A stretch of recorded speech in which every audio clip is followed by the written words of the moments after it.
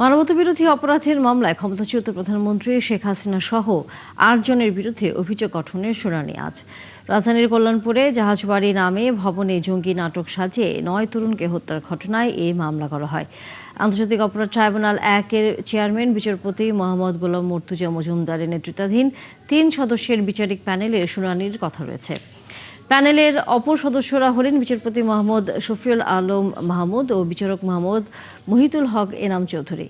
গত ৮ মার্চ পলাতক ৬ আসামির পক্ষে স্টেট ডিফেন্স নিয়োগের আবেদন করে শুনানির সময় চাওয়া হয়। সাবেক আইজিপি AKM শহীদুল হক ও ডিএমপির সাবেক কমিশনার মোহাম্মদ আসাদুজ্জামান মিয়া গ্রেফতার হয়ে কারাগারে রয়েছেন। ২০১৬ সালের ২৫ জুলাই রাতে রাজধানীর কল্যাণপুরে পুলিশের কাউন্টার টেররিজম ইউনিটের অভিযোগে আগে থেকে আটক ৯ জন তরুণকে গুলি করে হত্যা করা হয়। এছাড়া ট্রাইব্যুনাল ২-এ জুলাই অভ্যুত্থানে চট্টগ্রামে শহীদ ওয়াসিম সহ ৬ জনকে হত্যা মামলায় সাবেক মন্ত্রী হাসান মাহমুদ সহ ২২ জনের বিরুদ্ধে অভিযোগ আমলে নেওয়ার শুনানি হতে পারে।